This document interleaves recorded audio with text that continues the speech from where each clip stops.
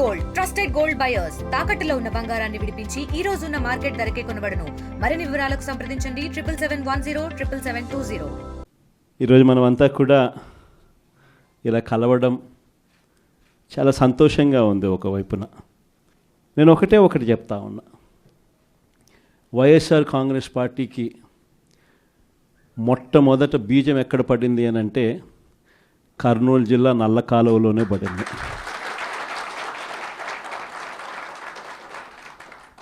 ఆ రోజు కూడా కేవలం ఒక మాట ఇచ్చినాం. ఆ మాట కోసం ఎందాకైనా కూడా పోయిన పరిస్థితుల మధ్య వైఎస్ఆర్ కాంగ్రెస్ పార్టీ ఆవిర్భవించడం, వైఎస్ఆర్ కాంగ్రెస్ పార్టీ ఈరోజు ఒక బలమైన పార్టీగా ఈరోజు రాష్ట్ర చరిత్రలో ఉండడం, దానికి బీజం కర్నూలు నుంచే పడింది. ఆ రోజు నుంచి నాతోనే అడుగులు వేశారు చాలామంది. ప్రతి అడుగులోనూ కూడా ఆ రోజు పార్టీ పెట్టిన రోజు నుంచి ఈ రోజు వరకు గమనిస్తే కూడా మన పార్టీకి ఎవరైనా కూడా సిద్ధాంతం ఏమిటి అని చెప్పి ఎవరైనా కూడా వైఎస్ఆర్ కాంగ్రెస్ పార్టీ ఐడియాలజీ ఏమిటి, సిద్ధాంతం ఏమిటి అని ఎవరైనా ఒక్కసారి కళ్ళు మూసుకొని ఆలోచన చేస్తే కంటికి కనిపించేది రెండు కనిపిస్తాయి. ఒకటి, విలువలతో కూడిన రాజకీయాలు చేయడం. రెండవది, విశ్వసనీయత అన్న పదానికి అర్థం చెప్పిన పార్టీ ఏదైనా రాష్ట్ర చరిత్రలో ఉంది అంటే అది వైఎస్ఆర్ కాంగ్రెస్ పార్టీ అని చెప్పి కూడా గర్వంగా చెప్తాం. నిజంగా ఈ రెండు పదాలే వైఎస్ఆర్ కాంగ్రెస్ పార్టీ నడిపించి, అదే మాదిరిగా ఒక నాయకుడిగా గట్టిగా ఈ సిద్ధాంతాలను నమ్మి ఒక నాయకుడిగా అడుగులు ముందుకు వేశాను. నాలో ఈ గుణాలను చూసి మీరంతా కూడా నాకు తోడుగా ఇన్ని సంవత్సరాల పాటు అడుగు వేశారు.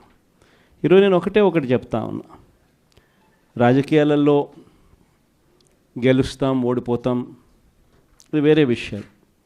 కానీ ఈ రోజుకి కూడా ఖచ్చితంగా ఒకటైతే చెప్తాను, వైఎస్ఆర్ కాంగ్రెస్ పార్టీకి సంబంధించిన ఏ నాయకుడైనా కూడా, ఏ జెడ్పీటీసీ అయినా, ఏ ఎంపీటీసీ అయినా, ఏ సర్పంచ్ అయినా, ఏ వార్డు మెంబర్ అయినా, ఏ కార్యకర్త అయినా కూడా, జిల్లా స్థాయి నుంచి గ్రామ స్థాయి వరకు ఏ నాయకుడైనా, ఏ కార్యకర్త అయినా కూడా గర్వంగా కాలర్ ఎగరేసుకొని ఏ ఇంటికైనా వెళ్ళి ఆ ఇంట్లో చిక్కటి చిరునవ్వుల మధ్య వాళ్ళ ఆశీస్సులు తీసుకునే కెపాసిటీ, వాళ్ళ ఆశీస్సులు తీసుకునే పరిస్థితి ఏ నాయకుడికైనా ఉంది అని అంటే అది ఒక్క వైఎస్ఆర్ కాంగ్రెస్ పార్టీ నాయకులకు మాత్రమే ఉందని గర్వంగా చెప్పగలం.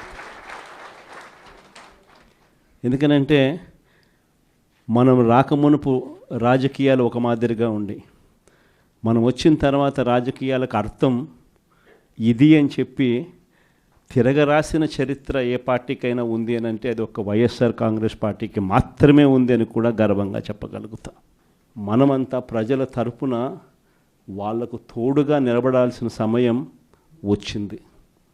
గ్రామ స్థాయి నుంచి మనం బలోపేతం, మళ్ళీ ఆర్గనైజ్డ్గా బలోపేతం జరగాలి. జిల్లా స్థాయిలోనూ, మండల స్థాయిలోనూ, గ్రామ స్థాయిలోనూ, ప్రతి స్థాయిలోనూ కూడా మనమంతా కూడా క్యాడర్ను మొత్తం ఏకం చేయాలి, ఆర్గనైజ్డ్ పద్ధతిలోకి తీసుకొని రావాలి. ప్రతి సమస్యలోనూ ప్రజలకు తోడుగా ఉండే కార్యక్రమం ముమ్మరంగా అడుగులు వేయాల్సిన అవసరం వచ్చింది. ఈరోజు జరుగుతూ ఉన్న పరిస్థితులు, విషయాలు కూడా మీ అందరికీ కూడా తెలుసు. రెడ్ బుక్ రాజ్యాంగంలో ఎలా జరుగుతూ ఉన్నాయన్నది కూడా మీ అందరికీ కూడా తెలుసు. చంద్రబాబు నాయుడు గారు అనే వ్యక్తి ముఖ్యమంత్రిగా ఉన్నాడు. మామూలుగా ముఖ్యమంత్రిగా ఉన్న వ్యక్తికి ఒక హుందాతనం ఉంటుంది. ఈ మనిషికి ఆ హుందాతనం లేదు. ఈ మనిషికి ఏదైనా కూడా తాను ముఖ్యమంత్రి కాబట్టి ఏ పదవైనా తనకే కావాలి, తనకు సంఖ్యాబలం లేకపోయినా తనకే కావాలి అన్న అహంకారంతో ఈరోజు చంద్రబాబు నాయుడు రెడ్ బుక్ పాలన సాగిస్తూ ఉన్నాడు. 57 చోట్ల జరిగితే 7 చోట్ల ఎన్నికను వాయిదా వేశారు. ఎందుకనంటే అక్కడ చంద్రబాబు నాయుడుకు గెలిచే వాతావరణం కనిపించక ఆ 7 చోట్ల ఎన్నికలు వాయిదా చేశాడు. మరో 50 చోట్ల ఎన్నిక పెట్టని పరిస్థితి, పెట్టాల్సిన పరిస్థితిలో, ఖచ్చితంగా పెట్టాల్సిన పరిస్థితిలో, ఎన్నికలు జరపాల్సిన పరిస్థితిలో జరపాల్సి వచ్చింది. ఆ వచ్చిన చోట్ల కూడా 50 చోట్లలో 39 చోట్ల వైఎస్ఆర్సీపీ క్యాడర్ తెగింపుతో గట్టిగా నిలబడింది. నిజంగా ఆ తెగింపు వైఎస్ఆర్సీపీ క్యాడర్ చూపించింది కాబట్టి చంద్రబాబు నాయుడు గారు ఏమీ చేయలేకపోయాడు. ఎంత దారుణంగా చంద్రబాబు నాయుడు గారు అనే వ్యక్తి ప్రవర్తిస్తూ ఉన్నాడు అన్నదానికి నిదర్శనం. ఎక్కడా కూడా చంద్రబాబు నాయుడు గారికి మెజారిటీ లేదు. ప్రతి చోట కూడా వైఎస్ఆర్సీపీ కోవిడ్ తర్వాత జరిగిన ఎన్నికలు, అంటే 2 ఏళ్ల తర్వాత జరిగిన ఎన్నికల్లో 2.5 సంవత్సరం 2.5 సంవత్సరం తర్వాత ఎన్నికలు జరిగాయి. ఆ ఎన్నికల్లో వైఎస్ఆర్ కాంగ్రెస్ పార్టీ స్వీప్ చేసిన పరిస్థితులు మనందరికీ కూడా తెలుసు. ఎక్కడా కూడా చంద్రబాబు నాయుడుకు బలం లేదు. బలం లేకపోయినా కూడా చంద్రబాబు నాయుడు గారు ఆయనకున్న అహంకారంతో ప్రలోభాలు పెడుతూ, భయపెడుతూ, ఉచ్చల విడిగా ఏ రకంగా చంద్రబాబు నాయుడు గారు రెడ్ బుక్ రాజ్యాంగంలో ప్రతి పదవి తనకే కావాలి అని చెప్పి తపన పడుతూ చంద్రబాబు నాయుడు గారు ఏ రకంగా చేశారు అన్నది మనమంతా కూడా చూసాం. ఎందుకు చంద్రబాబు నాయుడు గారు ఇవన్నీ చేస్తూ ఉన్నారు అన్నదానికి ఒక్కొక్కసారి నాకు అర్థం కాల. ఎందుకు అబ్బాయి మనిషికి బలం లేదు, సంఖ్యాబలం లేదు, లేకపోయినా కూడా ఎందుకు ఇంత దౌర్జన్యాలు చేస్తా, ఇంత అప్రజాస్వామికంగా ఎందుకు చేస్తూ ఉన్నాడు అని చెప్పి. ఎందుకు చేస్తూ ఉన్నాడో తెలుసా? కారణం వైఎస్ఆర్ కాంగ్రెస్ పార్టీ అంటే చంద్రబాబు నాయుడుకు భయం. వైఎస్ఆర్ పార్టీ కార్యకర్త అంటే చంద్రబాబు నాయుడు గారికి భయం. ఎందుకనంటే చంద్రబాబు నాయుడు గారు సూపర్ 6 ఫెయిల్ అయ్యాడు, సూపర్ 7 ఫెయిల్ అయినాడు. చంద్రబాబు నాయుడు గారి పాలనలో వ్యవస్థలన్నీ కూడా పూర్తిగా నీరు గారిపోయినాయి. ఇలాంటి పరిస్థితిలో ప్రజలందరూ కూడా తెలుగుదేశం పార్టీకి సంబంధించిన క్యాడర్ ఎవరూ కూడా ప్రజల దగ్గరికి వెళ్ళే పరిస్థితి లేదు. చంద్రబాబు నాయుడు గారి క్యాడర్, ఆయనకు సంబంధించిన ఎంపీటీసీలు కానీ, ఆయనకు సంబంధించిన కార్యకర్త కానీ ఎవరైనా కూడా ప్రజల దగ్గరికి వెళ్తే ఇంట్లో నుంచి చిన్న పిల్లలు సైతం క్యాడర్ను కూడా తిరగనిచ్చే పరిస్థితి ఉండదు. క్యాడర్ను సైతం, చిన్నపిల్లలు సైతం ఇంటికి పోతూనే మా 15,000 సంగతి ఏమిటి అంటారు. అమ్మలు మా 18,000 సంగతి ఏంటి అని అంటారు. వాళ్ళ అమ్మలు మా 48,000 సంగతి ఏమిటి అంటారు.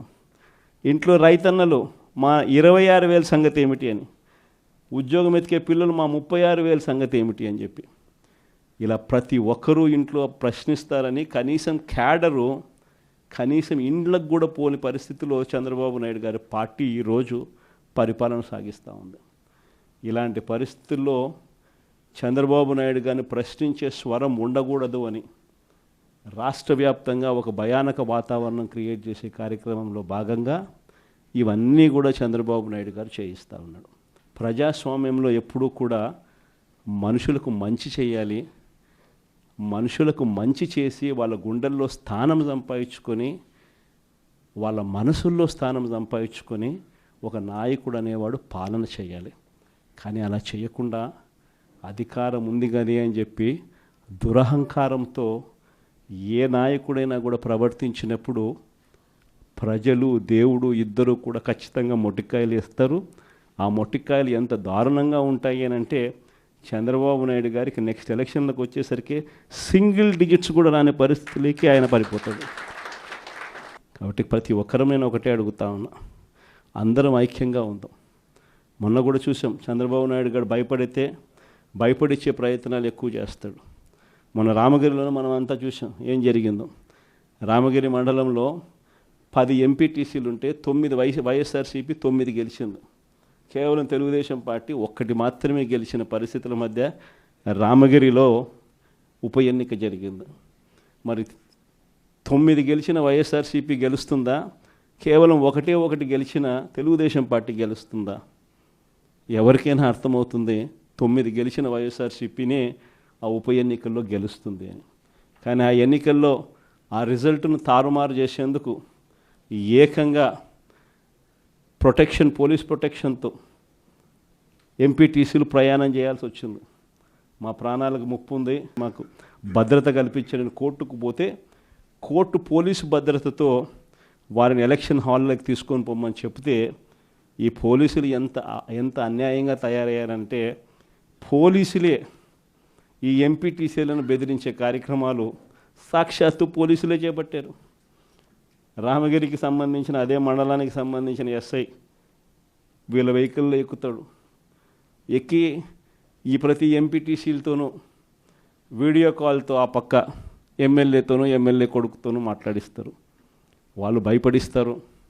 మీ ఇంట్లో మీ అమ్మ మీ నాయన ఇంటికి రావాలంటే ఖచ్చితంగా ఎంపీటీసీ ఎలక్షన్లలో వాళ్లకు అనుకూలంగా ఓటేస్తేనే జరుగుతుందని బెదిరిస్తారు.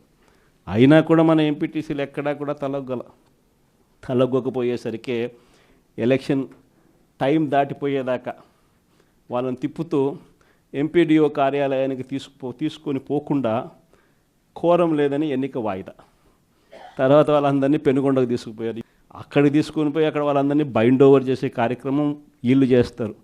ఏమయ్యా ఈ అన్యాయం అని చెప్పి మన పార్టీ జిల్లా అధ్యక్షురాలు ఉషమ్మ గట్టిది స్టీల్ లేడీ అని చెప్పాలి. ఆవిడతో పాటు కంటెస్ట్ చేసిన ఎమ్మెల్యే ఇద్దరికి పోయి మా ఎంపీటీసీలు మీరు ఎలా నిర్బంధిస్తారని చెప్పి పెనుగొండలో ఆయన ధర్నా చేసినందుకు వీళ్ళ మీద కేసులు.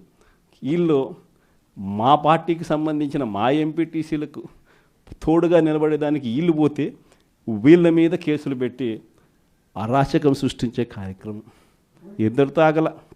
మళ్ళీ రామగిరిలో మళ్ళీ ఎన్నిక జరపాల్సి వస్తుంది కాబట్టి భయానక వాతావరణం క్రియేట్ చేయడం కోసం అని చెప్పి లింగమయ్య అని చెప్పి మన పార్టీకి సంబంధించిన ఒక కురుబ నాయకుడు, ఒక బీసీ నాయకుడు ఏకంగా యాక్టివ్గా ఉన్నాడు అని ఆ మనిషిని కొట్టి చంపారు. నిజంగా ఆశ్చర్యం అనిపించింది, బాధ అనిపించింది. ఎందుకు ఈ రాజకీయాలు ఈ స్థాయికి దిగజారుస్తున్నారు అని చెప్పి. అరే మంచి చెయ్యి, సూపర్ 6 హామీ ఇచ్చినాం, సూపర్ 7 హామీ ఇచ్చినాం, పిల్లలకు చేయాల్సిన ఫీజు రియంబర్స్మెంట్ బకాయిలు పెండింగ్లో పెట్టాం, ఆరోగ్యశ్రీ బకాయిలు పెండింగ్లో పెట్టాం, రైతులకు అన్యాయం చేస్తూ ఉన్నాం. ఇవన్నీ సరిదిద్దుకొని మంచి చెయ్యి, ప్రజల మనసుల్లో స్థానం సంపాదించుకుంటే ఆటోమేటిక్లీ ప్రజలు ఓట్లు వేస్తారు. కానీ ఈ మాదిరిగా దిగజారిపోయి మనుషులను చంపే స్థాయిలో రాజకీయాలు చేయడం మొదలు పెడితే, దానికి పోలీసులను ఉపయోగించుకునే కార్యక్రమం చేస్తే వ్యవస్థలు ఎంత దిగజారిపోతాయి అని చెప్పడానికి పూర్వపు రోజుల్లో మనం అంతా బీహార్ గురించి మాట్లాడేవాళ్ళం. బీహార్లో ఎలా ఉండేటివి, బీహార్లో అలా ఉండేటివి అని. ఈరోజు బీహార్ గురించి మాట్లాడాల్సిన పనుల ఆంధ్ర రాష్ట్రం ఎలా ఉంది అని చెప్పి చూస్తే బీహార్ను మించిపోయిన పరిస్థితిలో ఆంధ్ర రాష్ట్రం కనిపిస్తూ ఉంది. ఈరోజు ఆంధ్ర రాష్ట్ర పరిస్థితి. ఇలాంటి పరిస్థితుల మధ్య మనం యుద్ధం చేస్తూ ఉన్నాం. మీ అందరికీ నేను ఒకటే చెప్తా ఉన్నా, కష్టాలు శాశ్వతం కాదు. ఒక చీకటి వచ్చిన తర్వాత ఖచ్చితంగా వెలుతురు వస్తుంది. ఇది ప్రతి ఒక్కరం గుర్తుపెట్టుకోండి. చూస్తూ కన్ను మూసుకుంటే 3 ఏళ్ళు కూడా అయిపోతుంది. ఈ 3 ఏళ్ళు మాత్రం గట్టిగా తోడుగా నిలబడండి, నాకు తోడుగా నిలబడండి, ప్రజలకు తోడుగా నిలబడండి. ఆ తర్వాత మళ్ళీ వైఎస్ఆర్ కాంగ్రెస్ పార్టీ మళ్ళీ అధికారంలోకి ఖచ్చితంగా వస్తుంది. ఈసారి జగన్ 2 పాలన ఖచ్చితంగా జరుగుతుందని మాత్రం చెప్తాను. ఈసారి జగన్ 2 పాలనలో మాత్రం ప్రతి కార్యకర్తకు మీ జగన్ తోడుగా ఉంటాడని ఖచ్చితంగా చెప్తాను. కాబట్టి ఖచ్చితంగా ఈ 3 ఏళ్ళు ప్రజల తరపున నిలబడదాం, ప్రజల కోసం పోరాడదాం. విలువలు విశ్వసనీయతతో కూడిన రాజకీయాలకు YSR Congress party care of అడ్రస్గా ఎప్పటికీ నిలుస్తుందన్న సంకేతం ఖచ్చితంగా ఇద్దామని చెప్పి మీ అందరితో కూడా మనస్ఫూర్తిగా కూడా కోరుతా ఉన్నాను. మరిన్ని వీడియోస్ కోసం ఛానల్ ని సబ్స్క్రైబ్ చేయండి. లేటెస్ట్ అప్డేట్స్ కోసం వాట్సాప్ ఛానల్ ని ఫాలో అవ్వండి. ఆ లింక్ డిస్క్రిప్షన్ లో ఉంది.